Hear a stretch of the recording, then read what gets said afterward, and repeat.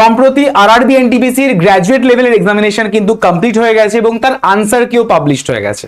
তাহলে এবার হলো আমাদের কাছে যেটা রয়েছে সেটা হলো আন্ডার গ্র্যাজুয়েট এক্সামিনেশন। তো সেই আন্ডার গ্র্যাজুয়েট এক্সামিনেশনটা ঠিক কবে হতে চলেছে এই নিয়ে চারিদিকে বিভ্রান্তির শেষ নেই।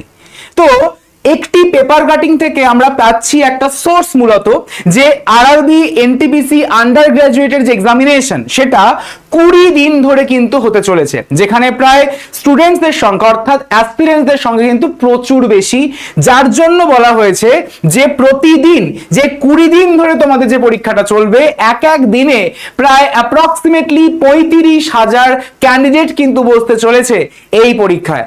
কবে কি হবে এক্সামিনেশন, কোন শিফটে কত দিন ধরে চলবে, কবে থেকে কবে অবধি হবে, সমস্ত কিন্তু একটা শর্ট নোটিশের মাধ্যমে খুব শীঘ্রই রেলওয়ে বোর্ডের তরফ থেকে পাবলিশ করে দেওয়া হবে অফিসিয়াল ওয়েবসাইটে। তো অবশ্যই করে তোমরা কিন্তু সে ভিজিট করতে বলো না, এবং আমি তো আছি তোমাদের সঙ্গে, আপডেট ডেফিনেটলি দিয়ে দেবো। Thank you so much everyone.